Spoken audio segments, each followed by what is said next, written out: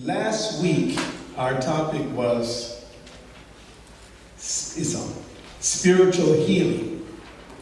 Today is spiritual healing part 2. Now there's a reason that this is spiritual healing part 2. And we can give a lot of credit, recognition, responsibility to that to the lady who sat on that side of the room last week. Linda, who is probably her third time. You guys can come on over and join us. Third time being here. If you're comfortable there, be there. But I want to see you.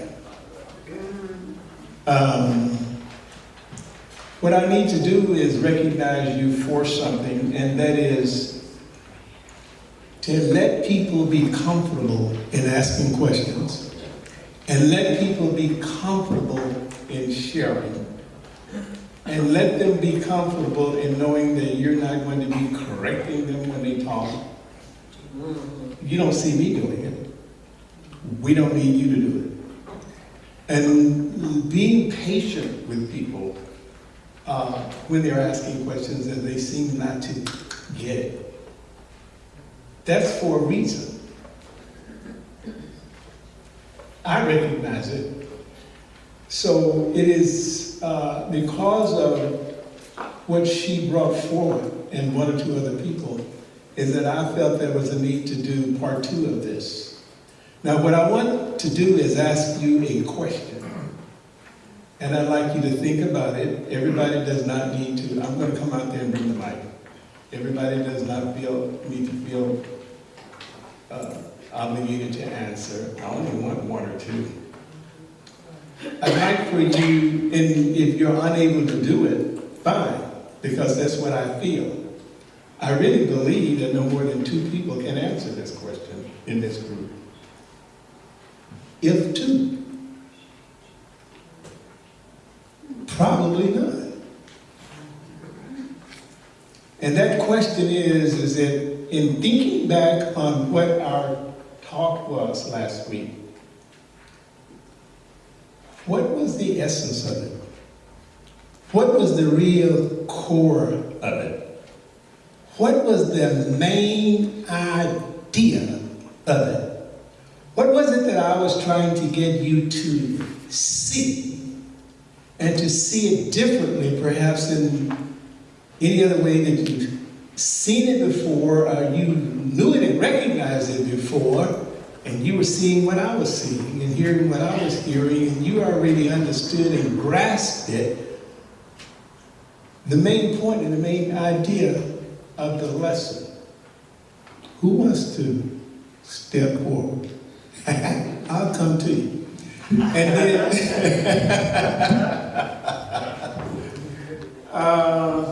let's go from there. Can anybody just tell me what was that point? Well, we talked about, you brought up about Michelangelo and carving the angel out of the stone, and pretty much you said it's already done. God has already done it. And the reason why we're here is to learn how to become sculptors and call forth what's already done within us, whatever the desire is. Okay. Well done, Fred.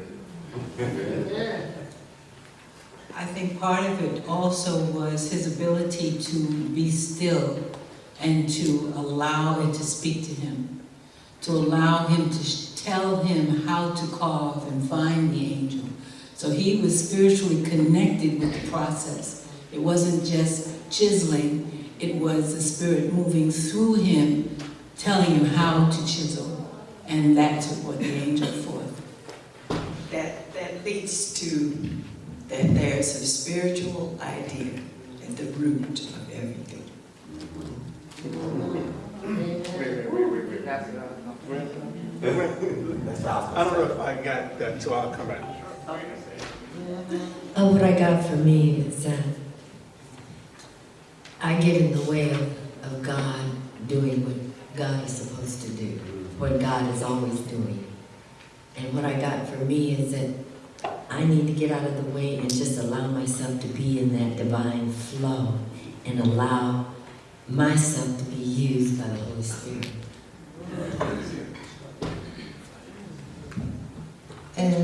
think when we're born and when we come into this world, we come with everything we need, spiritually, everything, healing, everything, love, and sculpturing is just life getting back to who we really are.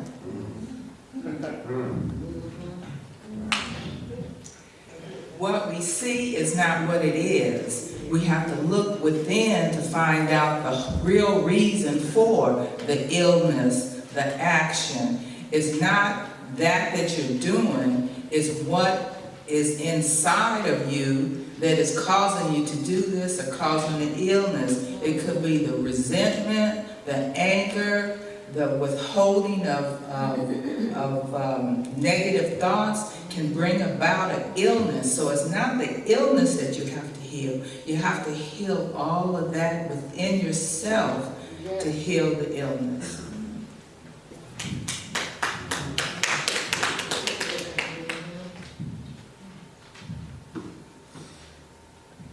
Michelangelo knew that the form already existed, the perfection already existed, and that all we need to do is there's nothing to be discovered, there's something to be uncovered. There's a song that says, free your mind and the rest will follow. And so this is what he intuitively knew through his spirit, that the perfection, the divine idea already existed and only needed to be freed.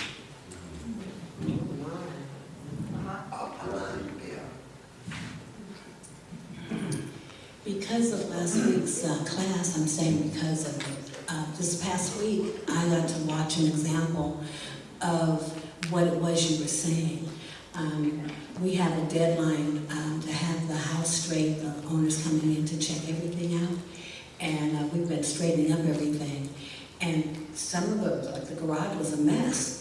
But I watched my mom, she'd just sit still, and she'd go in that room, and she'd sit still, and she'd just sit there, and I'd go, I don't have a clue on how to do it. She said, in a minute, they come to me, let me hear.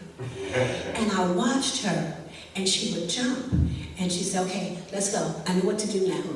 And watching her, I said, that is what this class has been, telling me to sit still. I don't have to worry about it. It's like the lesson we had, I don't know what anything is for. And that's my life now.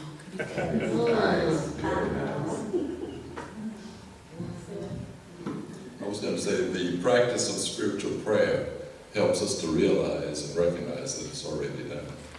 That it helps us implement the vision. This morning I listened to D.J. Jakes, and I'm really not a fan, but I'm into truth. So he says, run to your destiny and you don't have to worry about what's behind you.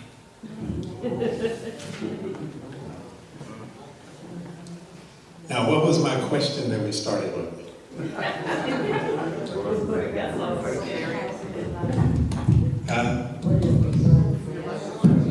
What was our topic last week? Okay, spiritual healing. The topic was spiritual healing. The subtopic, which means the example, illustration, metaphor, whatever we use to explain it and teach it through, was the angel in the marble. But the topic that we were driving towards was spiritual healing. All of your answers were great because it was each one gave a different aspect of it. And that was a very good review.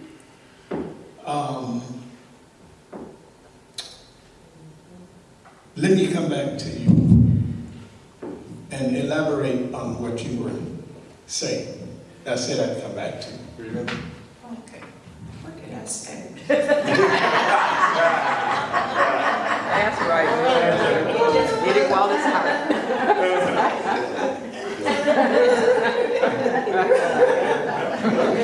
Well, I'll tell you. Spiritual idea? Yes. What do you mean? It's the basis that's already there. And we are just uncovering that basic thing. And Michelangelo has a beautiful statement here of truth. He saw the angel in the marble. He also, as he carved the statue of David, Peter, he said, they asked him how he did it. And he said, I chipped away until I took away everything that wasn't Peter. So I feel like that in combination, we have to chip away everything that isn't the spiritual self. And that allows the real self to show up.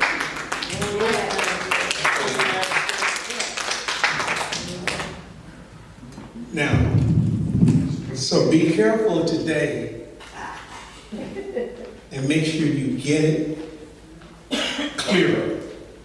Because what I said here, I sent you an email and I said that I'm going to do part 2 of last week's or this week's message in hopes that we can make it clearer. And I could tell from the sharing and the dialogue at the end of the lesson that it was not as clear as I would want it to be and want you to understand it. Although when I reviewed and listened to the CD myself, I'm wondering how come you didn't get it? It couldn't have been no clearer. So here we go. Listen for this. The topic is spiritual healing. The example is the angel in the marble. And as you're explaining from the idea of the spiritual idea, and I want to come back to what you were sharing about. I'll come back to it in just a minute. Remember that there was a main idea we talked about was primary and secondary causation. Primary and secondary causation. So when your name is slipping me. Yes, sir. No, the glasses. Oh, Carolyn. Carolyn. You remember, did you hear what Carolyn was saying? Mm-hmm. See, that's recall what she was saying right now. And she was talking from that secondary level of causation that we pray from, try to heal, all of that stuff. Then when Esther was sharing about the spiritual, several of you did, the spiritual idea, it's those two places that we were talking about, primary and secondary causation again. The best way to do this is to try to go as quickly as we can through your pass out. But listen for what we're trying to get you to see about what spiritual healing is, what the practice of spiritual healing is. Now, spiritual healing in contrast to, keep that in mind, in contrast to other types of healing is what we're trying to get you to see. So there's healing in medicine, there's healing in different material forms, there's even different methods of healing in the religious idea systems, even in spiritual systems, even in New Thought. there are different methods of healing. What we're talking about is that consider all the different forms, types, and methods of healing. We are talking about one particular, specific type of healing, and that's spiritual healing. That's number one. So you want to understand what spiritual healing is. Spiritual healing requires you to learn how to set aside all that you know about all other forms and types and kinds of healing. Spiritual healing. Spiritual healing is different from all other types, kinds, and methods of healing. Now, that leads us to your topic that you're working through to explain this. Last week we were talking about spiritual healing. We use an illustration, an example, or topic to explain it through, and that was the angel in the marble. So you have to go beyond all that you learned about the angel in the marble. That was the hook. That was to get you to what was underlying that. So today, I'm going to give you another hook. But don't get caught there. That's taking you somewhere. And that's what you missed last week. Don't miss it this week.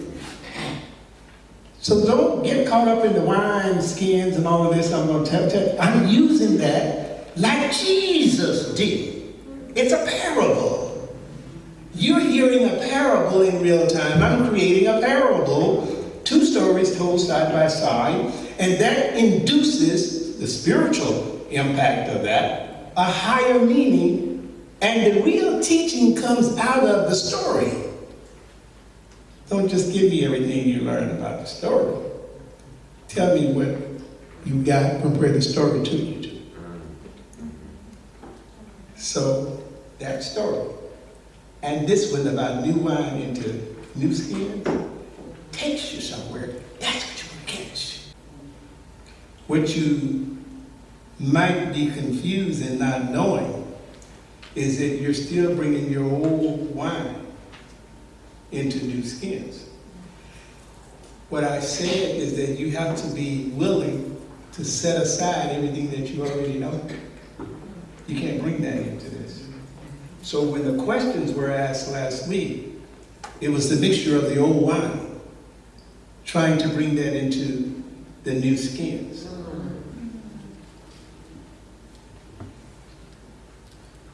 But beware, there is nothing wrong at all, most of the time, the majority of the time, with the old wine. Because with the old wine, it works it has worked in medicine, in healing. It has worked in different kinds of healings with different religions. It has worked in evangelistic ministries and different types of fundamental religions and in different types of methods of different branches of New Thought ministries where healings, it has worked. Different methods of healing. You don't put that aside. You don't have to put something down to pick something up. I'm a living example of that. Comparing me to my peers, other friends of mine in the ministry I am in, I'm set apart for the basic reason that I didn't put aside everything that I learned coming up to this point. I didn't put down anything that I had learned on the way. I incorporated it in a way that it didn't become confused with the new way.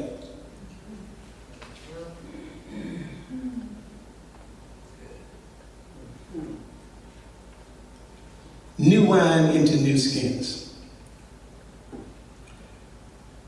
I said here in the past hour, the purpose of this lesson is to clarify the meaning of spiritual healing.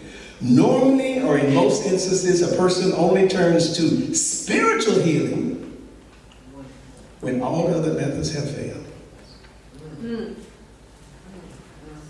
When all other methods have failed, or it's not working. Goldsmith said, "My oneness with God constitutes my oneness with all spiritual being and with every spiritual idea or thing." You start off with your oneness with God. That means to us, as some of you said, it's already done, my oneness with God.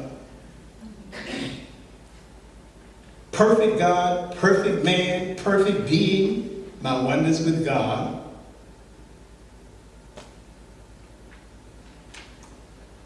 This thing that I'm working on in prayer to heal, to change, to manifest, aspire to, get rid of or eliminate, so just fill in the blank. That's the whatsoever things you ask when you pray, believe that you receive them and you shall have them. So whatsoever includes anything, everything, and all things that you may be praying for. Well, you have to start off by believing like Michelangelo is already in that marble. That thing, no matter what it is, it's already in consciousness. It will itself chip away, chip away, chip away, chip away every extraneous thing that is keeping it unseen in that marble. You don't do the chipping away. It will take over your life, your mind, your thinking, and then it does the chipping away.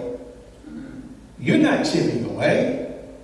You're doing the work mentally, but it's guiding you and it's directing you, so you're not, it's using you to chip away in your own life to release that angel that is in the marble, and the angel is the whatsoever that you're praying for.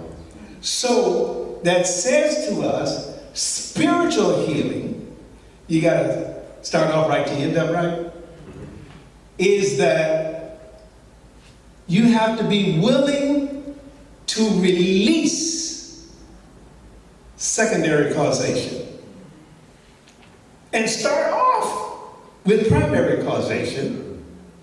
Primary causation is, behold, I stand at the door and knock.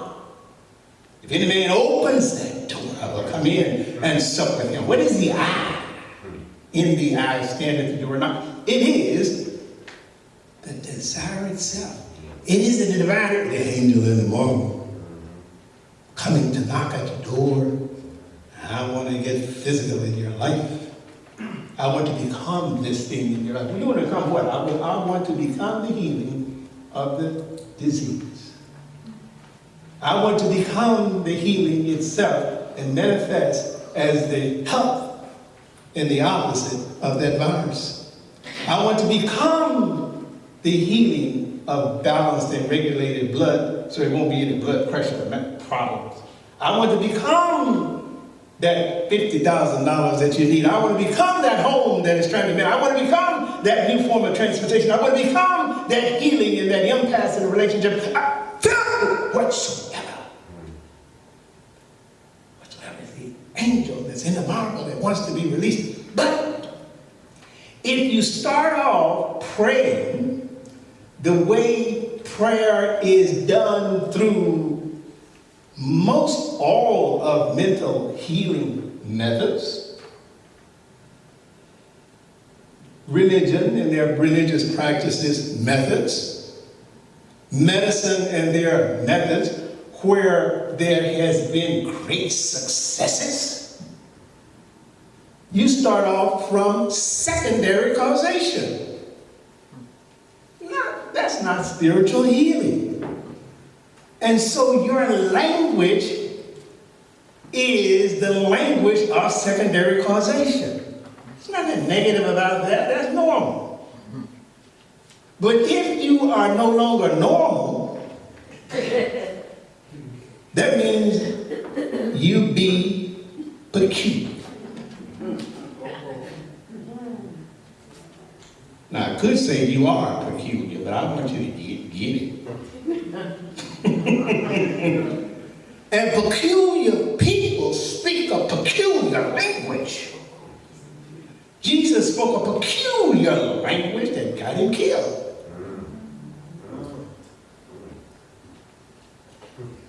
Do you see? It is light. He spoke in parables. So Jesus spoke from healing from the level of spiritual consciousness and primary causation. If you pray from that level, what you're doing is praying from the consciousness of it is already done. Therefore, you bypass what caused it. What caused it is in secondary causation. When you're praying from the consciousness of spiritual healing, praying from primary causation, prime, that's God. Primary, that's God. The source from which everything comes from God consciousness, which is a consciousness of one. And in that consciousness of one, you being one with God, there is no consideration of what caused it. God is the cause of everything, and in that you have to be ready to accept that even the cancer, the AIDS, the lupus, the high blood pressure, the eviction notice, the loss of the job, the lack of success in business, the somebody say, I hate you, I don't ever want to say, all of that comes from the same place that every good thing comes from, because there is no good and evil. There are not two powers. That then you're assuming and working from the consciousness that all of that stuff is coming from another power other than God. So if everything comes from the one power, then whatever you're experiencing came from that one power. So it starts off being good. Nothing is good or bad. Thinking makes it so. It ain't nothing till I call it.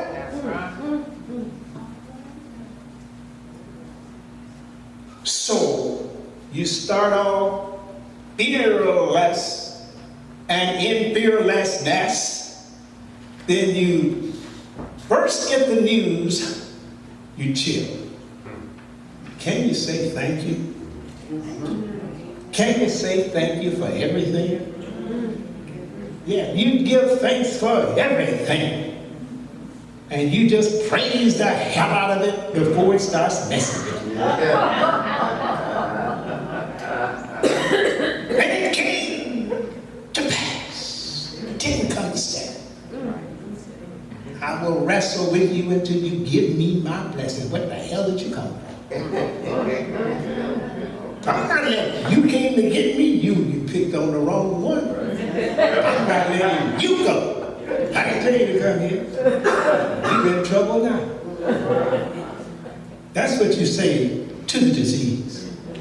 That's what you say to the whatever it is. Do you know who you're messing with? Give me my blessing. It's a spiritual. It in itself is not the spiritual idea. That's what we said last week. What confuses you is that how can that be spiritual?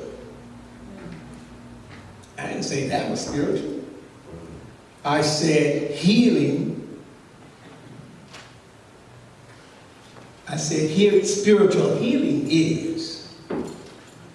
Spiritual healing is accepting it as coming from the one mind. There's not another mind that it could have come from the one power. Is there another power other than God? No. Well then, the thing ain't nothing but a thing. It's how you see it. It's what you name it. Scripture says, agree with the adversaries quickly. Come on. Do you know how many people on whom there was an autopsy performed on them after death? And it was revealed for the first time or discovered and uncovered that they had an incurable disease that they didn't even know anything about and lived with it. Wasn't discovered until the autopsy was done. The difference was in their mind. Over matter. That's right. Do you know how many people who have lived with such situations and knew about it, and nobody knew about it but them, and they looked as normal and lived with it because they never gave it any power and accepted that it was from the source of some power other than God, befriended it, welcomed it, and said, now you sit over there while I go write my life.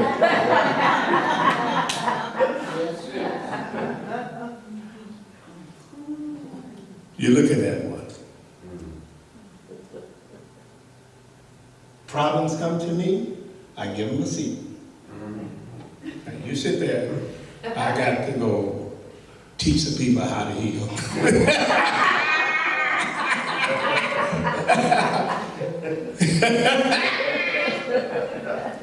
I got to go teach healing. I don't have time for this. And so, that primary causation and secondary causation, you don't start from working with secondary causation. You start with primary causation, and primary causation is accept the fact that there is a spiritual cause that I am praying from. And that spiritual cause that I'm praying from, that we talked about last week as purpose and resolution. Don't you remember I said that? I listed all of the reasons over here, that mental scientists will use, mental therapy will use, the medicine will use, and then you work from that and you can be healed from that. But if you want to practice spiritual healing, you can't put new wine into new skins. It doesn't mean you throw any of that away. That means that you're going to settle and focus on this method. And this method says none of that matters. So I start from this point in primary causation is you pray, there's two emotions, fear and love. All of that other stuff is on that other side, fear, and this is love. And so the purpose that you're praying from is starting off that you're being led by God and that you're accepting that this thing that I'm dealing with comes with a purpose. What does that cause lead you to? Well, there was an absence of something that caused it. Whatever it is, or it could not be something, but it will be revealed to you. It will be shown to you. Or maybe not. You might not see it. But somehow the purpose has lifted you up above from where you were, changed your life. Your life will be changed by it. You will be changed by it. Somebody in your life will be changed by it. Your family will be changed by it. There will be a shift in consciousness. There will be a whole new world that grows purpose and the resolution. It will come out of that. You pray from that. Lord, reveal to me what this is for. Lord, let this take me to my destiny, my new world, my new position, my new way. That's primary causation. But you don't feel comfortable because in your humanness you need some explanation, some reason, something to believe, some opinion, and you need to know something. Who needs to know? A diagnosis. You know what I'm saying? You don't need to know all of that. So let's see if I said something here on this past time.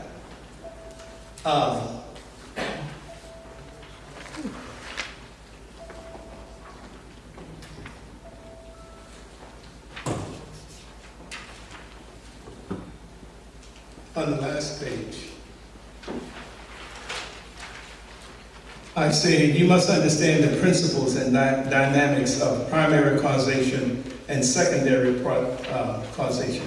You see that? Yes. You must understand the principles and dynamics of primary causation and secondary causation to understand how spiritual healing works. Spirit is the only cause. There is no power but God. There is no cause in the physical realm.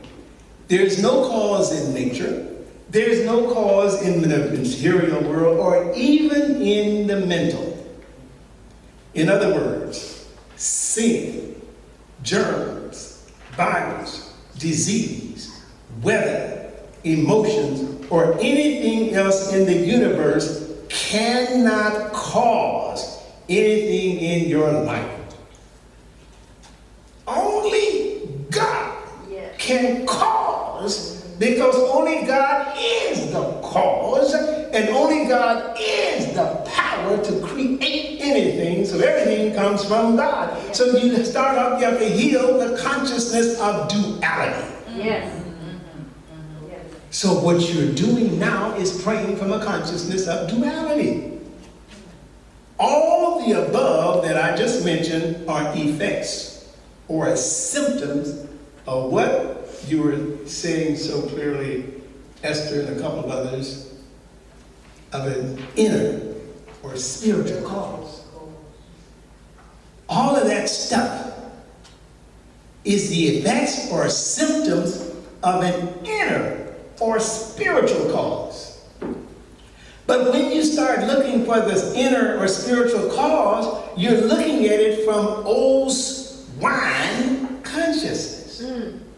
You can't put old wine into new skins, and you keep on trying. And here's an example of putting old wine into new skins of what I just said. Listen, all the above are effects or symptoms of an inner or spiritual cause. Now, when you start looking for the inner or spiritual cause, here comes the old wine. You want an explanation from the same paradigm of thinking as from the old skin, the old wine. You want a reason, you're going back, you're looking for reasons again, and something has to be explained to where it's intellectually understood. This stuff ain't intellectually understood. It's spiritually discerned. There is no intellectual understanding. And you're not satisfied until you're able to understand it intellectually. Mentally. Old wine. Trying to force it into new skin. Yeah, find it on that page where it talks about that.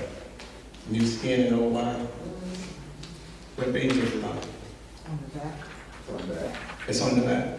See, because mine is printed out. Where does this, how does it start? Matthew 9:7 in the middle. Matthew 9:17. On the back page in the middle. Everybody first. Right over where we read. Matthew 9:17. Right.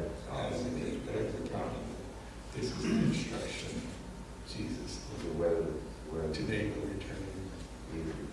Bring it to me, please. Oh, there it is, Matthew 9:17. Okay, Matthew 9:17. Neither do people pour new wine into old wineskins. If they do, the skins will burst, the wine will run out, and the wineskins will be ruined. No, they pour new wine into new wineskins, and both are preserved. Well, that says that you don't have to always throw everything away, but you can't bring it into new skins. That doesn't mean that anything is wrong with it. That means that for this thing that you're working with right now, none of that other stuff has worked. You're looking for another way. You tired of messing around. It's been told to you that it's incurable. It's been told to you that your credit score is bad. It's been told to you that, give me some examples. Yeah. So you want to go a unique path, spiritual healing. You can go that way, but stop trying to bring the old stuff into the new. If you're going to do that, commit to this thinking and this thinking only, and watch and see what happens. Weird things begin to happen. Unusual things begin to happen. Things begin to happen out of the order of normal ways of things done in the financial world and in the business world and in the relationship world. And you can't even explain. People don't understand. How did you do this and how is this happening? Well, you let go of the old wine, and it's not blended into this new skins. Adam and Eve in the garden, in the book of Genesis, is a story that helps you to understand. And all of this that I'm about to share with you is old wine. It's the story of old wine. Religions of the world, the predominant religions of the world are based on it. Yep. That's why I don't do it. Then comes new thought, new wine. That's right. Old Testament, old wine. Jesus comes along, new wine.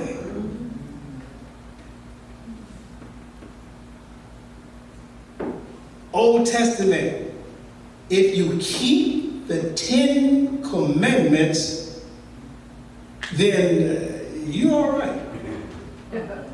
But if you break them, you're doomed to hell. Ain't no telling what might happen. Am I right?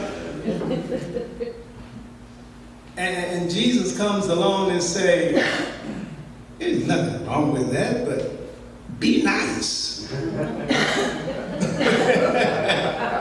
You scaring the hell out of people, all of that ain't necessary. And what the religions do today, they want to make sure that you don't break a letter of the law, or else something's going to happen to you. And Jesus said that he taught ethics and morals. Change your heart. Be transformed by the renewing of your mind. Do things just because it's the right thing to do, not because you're afraid of doing the wrong thing and something that happens to you. Just do the right because right is right. Just do good because good is good, and see how your life is worked. Then what you're doing is something better than obeying the 10 Commandments. And you are automatically in obedience and in balance with all of the 10 Commandments, the purpose of the kingdom that was trying to get you in the first place. You see what I'm saying? You're doing more than that. You're living higher than that. Adam and Eve in the garden. Walking in the garden in the cool of the day. What is the cool of the day? Cool of the day is that quiet time, that reflective time. We're all experiencing in and out of the cool of the day. That's consciousness. And then the serpent is there. Who is the serpent? That's the ego. And then Adam and Eve hears a voice, the voice of temptation. Psst.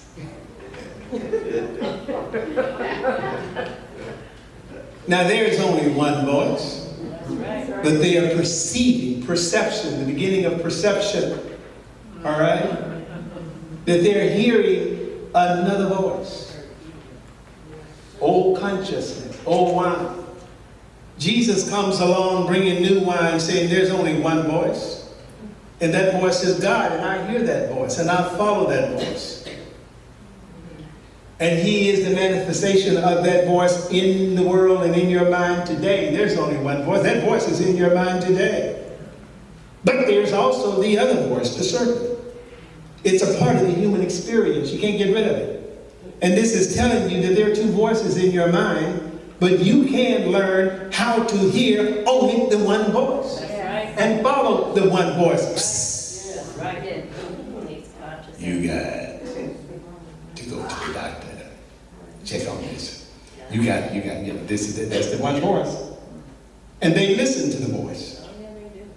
If you eat of this fruit, you will be like God, knowing good and evil. It didn't say there was good and evil, but the religionists, upon which worldwide ministries and churches are built, teach this error. And it's based on error, erroneous teaching. It didn't say there was good and evil, but they say it's good and evil in the world. And they say there's a devil in the world.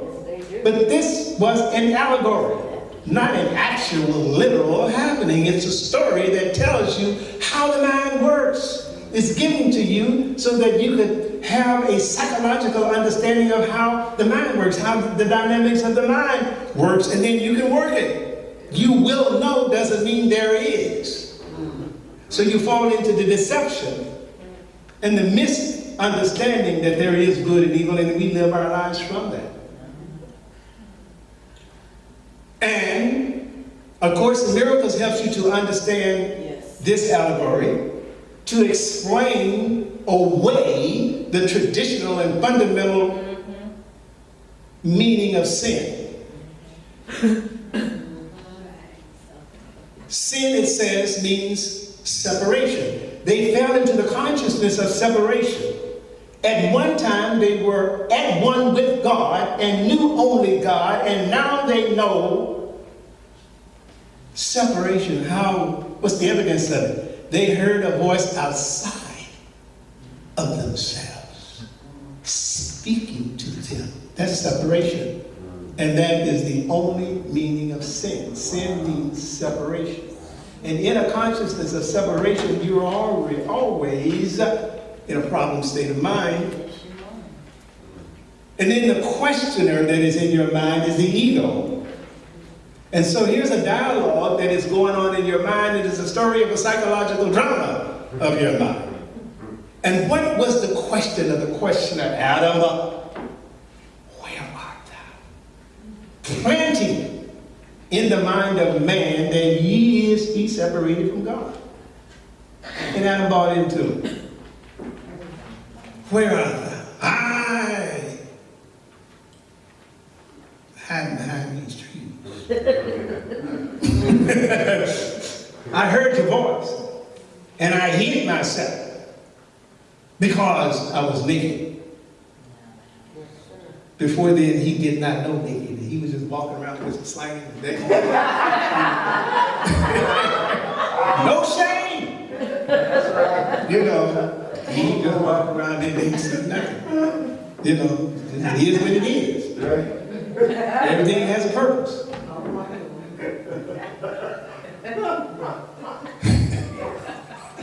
I know when God said, who told you you were naked? I can tell you that. Who the sickness. And so when we deal with the crisis in the relationship, and so when we deal with the eviction notice, and so when we feel that we can't get it right to get this house, who told you that? I didn't tell you you needed money. You said you needed money. That's right. I didn't tell you you needed you. And so what you tell yourself you need, or what you buy into what somebody tells you need, and you set that up as a goal in prayer. Yep. You set out to go to a goal setting workshop. Learn how to set goals to get what you want. What's your plan? I don't have no plan. When I get it, I'll tell you. Maybe.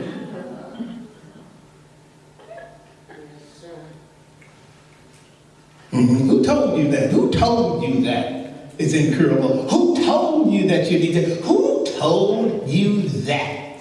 Well, since you bought it, then make that your prayer desire, prayer request to heal it and correct it. And look what you're praying for. It's legal. There are ministries, there are systems, there are psychologies, there are methods of healing that and getting that if you want it.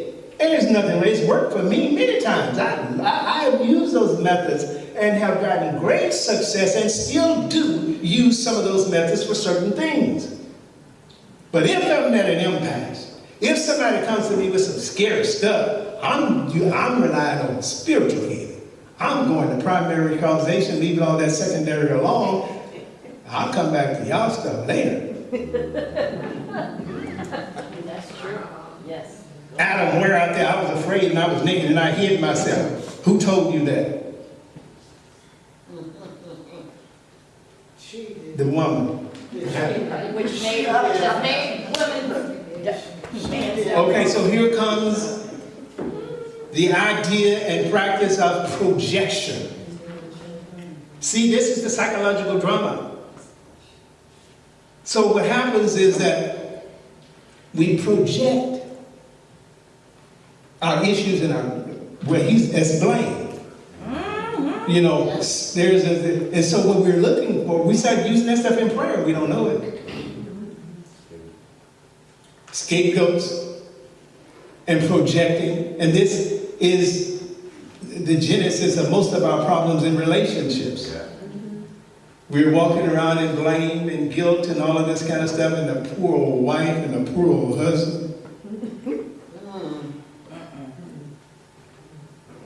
This is my husband. We've been together 49 years. I love him. Why? Because he has been the absorber. He's been the what? Absorber. The sponge. Where I can project this onto, and that's called love. Yes. That's called love. Because we can learn to live with it and tolerate it. I met my soul mate.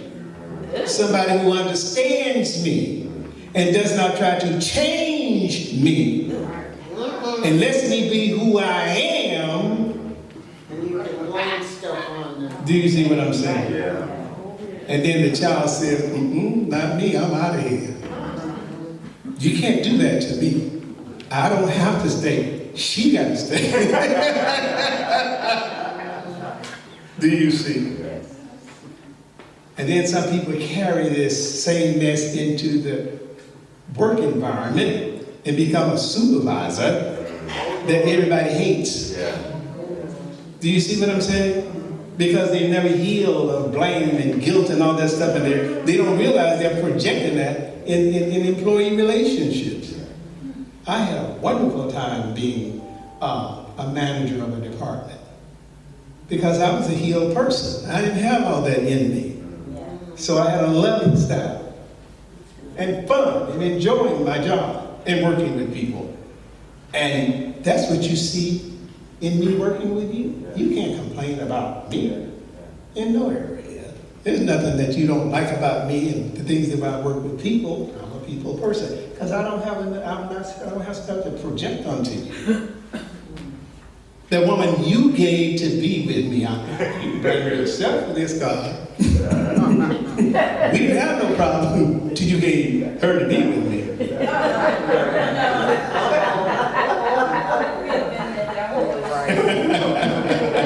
She gave it to me, and I ain't, don't look at me.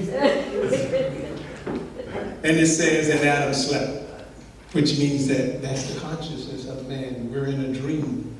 That's why we sing the song, merrily, merrily, merrily, merrily. Life is but a dream, and we're in a dream. Life is a journey of a dream awakening. That's why it's referred to sometimes as the awakening dream. So we're waking up from this dream of sickness, this dream of whatever your problem. So what you want to really do is heal the dream. What I've done today is taken the time to give you a second story of new wine into new skin, to help you to understand what the goal was for in last week's lesson, the angel and the marble, is that the thing that you're praying for now is the angel and the marble. And it's not bad. It's not evil.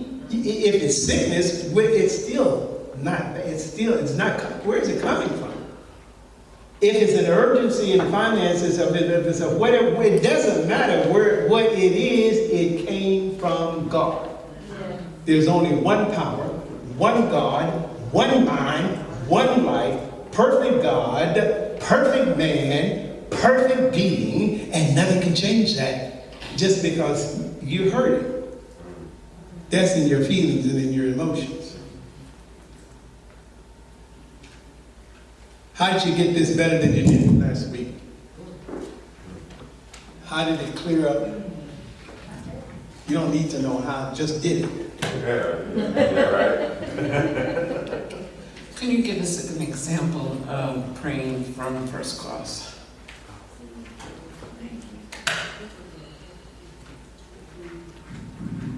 Why'd you say thank you? Who said thank you?